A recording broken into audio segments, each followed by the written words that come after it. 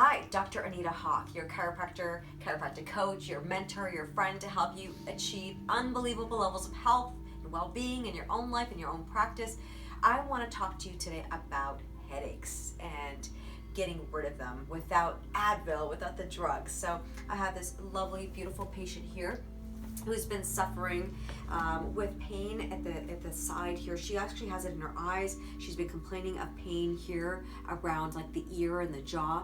And what's interesting and why I want to make sure you get to see this is because a lot of patients who have headaches have no idea, or earaches and dizziness is actually linked to the jaw in addition to getting the base of the skull and the neck adjusted. So I'm going to just show you some of the tips that I do. Since she has a headache, I'm not even adjusting the rest of her spine right now. I'm going to address the main concern for her first. So first and foremost, I always like to make sure I check the base of the skull and the atlas vertebrae, since it houses the brainstem and obviously the spinal cord. And as I'm touching here, I know it's tender for her. I'm sorry for touching you so hard. I feel the inflammation and she feels the tenderness. So that tells me green light, this is the area we really need to address. So what I like to do is I have my fingers right at the occipital ridge. I do a thumb move, so it's a little more gentler for her and it's easier on my wrist. I'm going to come right on the occipital ridge. I'm going to tissue pull traction. Then what I'm going to do is just let her head relax. And we're going to adjust that occiput and that atlas also kind of moved at the same time. You doing okay? Great. And now we're going to go ahead and I'm going to get in on the C1. You always want to make sure you check the levels of C1, C2, of course the rest of the neck, especially with the headache. Okay, things are feeling much more clear. Little pull for traction for her. Okay, now let's get moving to make sure we get the jaw addressed in addition to the head. So what I like to do is lift your head up for me. I'm just going to put her kind of in that neck traction for a few seconds.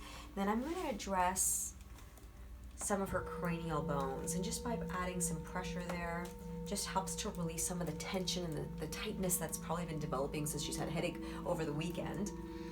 Then what I want you to do is open your jaw, okay, and relax. And what I'm feeling for is a misalignment of the jaw, a clicking, not a smooth gliding of the jaw, and I can already feel that the left side is not connecting properly and it's actually impacting this right side, which is probably why you're having some pain here and maybe even the cause of your headache. Yeah.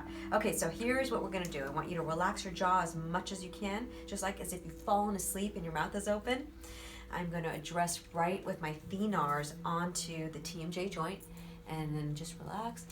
And I'm tractioning down, okay? So while her mouth is slightly open and relaxed, I'm gonna go ahead and traction down. The other thing I'm gonna have her do is go ahead and open as wide as you can. I'm putting firm pressure on the muscles. Go ahead and close, wide as you can. I'm just on those masseter muscles, close. And I'm doing this to help like release some of the tension that's in that muscle. It's gonna be tender for a second when I do that, relax. And then last time, open as wide as you can. There you go, and relax.